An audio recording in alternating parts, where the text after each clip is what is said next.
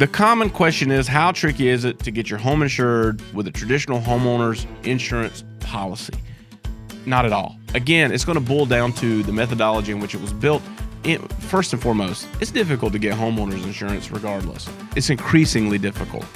But when you're building something non-conventional, you got to remember you're coming into someone who's writing thousands, if not tens of thousands of policies, and they've got this little guideline book they're going through, and then your home, your non-traditional structure is going to leap off the page at them, and it's going to require some additional things. So they may not just want to do the work. It's easier to just say, no, we don't do that, or hey, we'd have to do a commercial policy. But there are some guidelines in the insurance world where they can approve or deny things based on misconceptions they may have about the appearance of that building. What's up, everybody? My name is TJ Norris, and I'm the CEO and co-founder of the Barndo Co., and we've been building Barndominiums for the last 3 years, and we've built over 300 turnkey Barndominiums in the Southeast, and we're continuing to grow. So Barndominium craze has been in full swing the last couple years, and it shows no signs of slowing down. There's new builders popping up everywhere. There's even traditional home builders now adding things into their portfolio to look and feel like a Barndominium. But there's some things that come along with building a non-traditional home like a Barndo. And whether you're in the build area to build with the Barndo Co. or not, we wanted to make sure that we prepared you and got you as prepared as possible to look into the journey of building a Barndominium and living your dream. So here's 5 things that you need to know before you build a Barndominium. Number 1, you need to research your area, right? Look at where your land is, look at what's going on, and ask some questions. Now, the cool thing is there's not a lot of restrictions if you're building them the way that we build them at the Barndo Co. But there are some restrictions in different areas. I was talking to another builder friend of mine here recently, and he was telling me that there was a specific county in South Carolina where he was having issues building, and he was having to go back and build traditional homes there. And after a quick conversation, I explained to him the way that we're doing it, and he was like, oh, wow, that's amazing. I'm going to start offering that in that area as well, so that he can do that. So it's really important to know what is and isn't allowed in the area you're trying to build. And you can get a lot of that information by just picking up the phone, calling the local municipality, and having a conversation. But don't let it discourage you if they immediately rule out a Barndo. They don't know what they don't know as well. So there are some ways that you can overcome some of those objections by just having more information and having a builder that has addressed that has a system that will meet their criteria so that you can get into the Barndominium of your dreams. If you're planning to work with us, we do a lot of the heavy lifting for you, and we coach you through the pieces that are your responsibility as a homeowner. So if you're in East Tennessee, North Carolina, South Carolina, and you're wanting to build, the best thing you could do is go to thebarndoco.com, click that Contact Us form, and set up a call with one of our Barndo specialists so that they can start walking you through that process. But if you're not, and you're trying to do this yourself, the best thing is start asking questions early. Start identifying where possible hurdles could be so that you can come up with a creative way and work with a builder local to you to overcome some of those things so that you can unlock your piece of the American dream and get into a Barndominium. The second step that you need to know, talk about financing. Now, the cool thing is, over the last 3 years, we've done a great job of being able to knock down a lot of barriers into the financing world for Barndominiums by challenging the system and building a unique building system that made it very difficult for banks to deny. We were able to break into it to where we have now seen an absolute surge of possibilities for traditional financing on these non-traditional homes. And that is going to impact you where you live, even if you're not in a build area, even if you're not building with the Barndo Co., because we've knocked down so much of the barrier to allow you to get more access to it. Now, there are some caveats, and this is where it's important to know that you're working with a reputable builder that is willing to build with some of the caveats that come along with traditional financing methods. So you want to look into that. The struggles of finding lenders, I've seen it prohibit so many people's dream from becoming reality. And it's just because they're unresourced and they don't know the proper questions. They don't know how to challenge some of those things, or they don't know how to submit it so that it's not viewed as some one-off metal building, prefab building that's going to get denied the moment that they talk to a lender. Now, at the Barndo Co., we have some free resources for you in regards to financing. You can go to our website and actually click the finance form. You can reach out for more information. There's a link on our website where you can actually apply for financing, and that lender actually lends in all 50 states. So that is a great first-time resource for you that's free of charge. Got a lot of builder buddies that love that. They can send clients in, and that's a great starting point for most people. But if you're building in our build area, we have a laundry list of seasoned finance partners that will come in and they will lend on the builds that we're building. They're familiar with them. They know the process, and it makes it super easy. And the cool thing is at the Barndo Co., we're VA approved, so we can get you a VA loan. We can work with all the government loans, FHA, USDA, and get you into one of those programs that best fits your financial needs. Or we can go the conventional route, and we have a plethora of lenders who will operate there.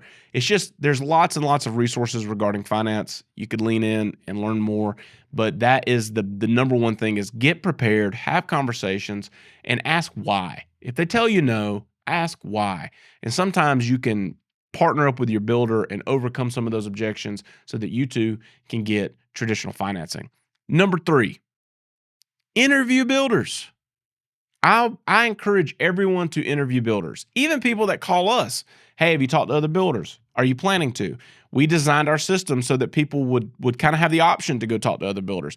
It's important to discuss everything that you're doing with your project with as many builders as possible and just find out. There's a couple things. One is, are they capable of building what you want? Or are they going to try to sell you something where you're having to negotiate on something that's been a dream of yours? If they're not willing to do it, cool. Keep talking to other people. There's so many options out there, but I can't talk about the importance of this enough, is to interview them, because you not only want to know if can they build it, but you want to know, like, do I want them to, right? Am I a good fit for their business? Are they a good fit for my vision? And you need to have those discussions and interview them and talk about their process. Everyone's going to build slightly different. Do some research, get some pros and cons to the two different things, price it out. Some people are very price driven. Some people are very driven by the experience. Regardless of what it is, you're not wrong. So you need to interview builders and sit down and have these conversations. And I promise you, the more questions you ask, the closer you'll get to your dream becoming reality. In fact, we have a lot of episodes with questions and answers that you should talk through with your builder, and we'll drop it in the comment below, the link to it, so you can check that out. Moving on to number 4, insurance. The common question is, how tricky is it to get your home insured with a traditional homeowner's insurance policy? Not at all. Again, it's going to boil down to the methodology in which it was built. First and foremost, it's difficult to get homeowners insurance regardless. It's increasingly difficult. But when you're building something non-conventional, you got to remember you're coming into someone who's writing thousands, if not tens of thousands of policies, and they've got this little guideline book they're going through, and then your home, your non-traditional structure is going to leap off the page at them, and it's going to require some additional things. So they may not just want to do the work. It's easier to just say, no, we don't do that. Or, hey, we'd have to do a commercial policy. But there are some guidelines in the insurance world where they can approve or deny things based on misconceptions they may have about the appearance of that building. Now, some buildings are going to be harder to get residential homeowners insurance on than others. It's important that you talk to your insurance provider up front. If you're building with us at the Barndo Co., you're not going to have an issue at all, because we've got that dialed in to where the homeowners insurance companies are going to qualify and consider our structures as a normal residential dwelling. If you're in an area where you're having issues with that, I would just do some research, talk to a couple different people, and find out what it is about the way it's being built that they're wanting to deny coverage or push you into a commercial policy for. And so that way you can have those discussions with your builder to see if you can combine to overcome that so that you can get into a traditional homeowners insurance policy. It's not uncommon. It's very easy. This should not be something that limits you or puts you out of the contention for your dream home. Again, at Barndo Co, we created our post-frame hybrid system that speaks the language of not only lenders but also insurance agencies, to where it's the easiest of everything that we've ever done to get these homes into a conventional homeowners insurance policy. So you can check out more information about that by visiting our website at thebarndoco.com. Lean into that, talk to your builder, talk to your insurance agent, figure out what it is that they're telling you no about, if they're telling you no at all. But homeowners insurance should not be a limiting factor for you and your barndominium. Last but not least, you need to plan not only for the construction costs, but you need to plan with some contingencies in mind to your budget and have some extra costs in your wheelhouse. There's going to be some unknown variables, job to job, that can bust your budget, and you need to be in preparation of that, right? If you go online and you find somebody and they say, hey, we charge this for this build, that does not mean that's what you're going to pay. That's what it's going to cost them to construct that building. Now, what about all the things leading up to that? Things that sneak up on people all the time during the build process are pre-construction. When you show up to that job and you've got this piece of land and a driveway has to be cut in, and you got to rough cut it, you got to clear it, you got to grade it, you got to put in some landscaping. Maybe you've got to do a land disturbance permit where you've got to run some, silage and fencing and things to keep all the stuff contained to your property. Those are kind of extras, right? That, like, a lot of times you're not thinking about during the planning and preparation of the barn. It kind of comes up last minute sometimes. At Barndo, we walk through it and we start with that first so that we can get all those hard costs for you and then add it in at the proposal stage. But a lot of times it gets missed. We've had several conversations with people who were going to build a traditional home, and then when the builder got there, they had $60,000 or $70,000 in grading and land preparation. You need to be thinking about that up front. Every job site is going to be different. Every piece of land's different, and every one of them is going to come with their own unique set of challenges and obstacles to where they could bust your budget, or perhaps if you're planning correctly, you could have set aside a percentage of that money and it came in under, and that's a way better feeling. Now, another thing that can sneak up on you is cost plus contracts. There's a lot of things that we can control, and there's a lot of things we can't control. But in a cost plus contract situation, basically your builder's saying, hey, based off of the information that I've gathered, I think we can build this home for this. And what they're going to do is they're going to run a running total of every receipt that it costs to build it, right? Subcontract labor, materials, everything's going to run into a receipt. And then they're going to have a percent markup that they charge to oversee and be the general contractor for that job. That's great. They want to get paid. It's awesome. It's an awesome business practice for the contractor to make sure no matter what happens, we're going to get our piece. Now, where does that leave you as the homeowner? It leaves you on the hook, right? As you're going through that process, if you didn't do a lot of, research and you didn't do a lot of selection management on the beginning, as you go through it, the worst thing that could happen is the house gets built and then they're ready for floors, so then they send you to the floor company. And you're walking around and you budgeted, $20,000 for your flooring, and you find some floor that you're in love with, infatuated with, you already envisioning it, you're touching it, and you can't wait to get out of the shower and your feet hit that tile, and then you walk into this incredible hardwood and all this stuff, and then it comes back and it's $55,000 just in materials, right? Well, that contractor is going to say, well, that's what you want, cool, let's put it in. It's $55,000 plus their markup. There you go. There's your budget buster. And then it's going to happen again at cabinets, countertops, light fixtures. It's going to happen on trim. It's going to happen on paint. It's going to happen on your fireplace. It's going to happen everywhere you go to where you're going to want something. And then at some point, midway to the end of that build, you're going to have to make an exception, and you're going to have to cut something out that you really wanted. And you're going to have to leave something that doesn't even look like it belongs in the home because you busted the budget all to pieces. At Barndo Co, we do things differently. We work off of a fixed rate contract. We assume the risk. We say, hey, if we didn't do our due diligence and planning and we didn't lead you down this road according to, our expertise, and we were wrong, then we're on the hook.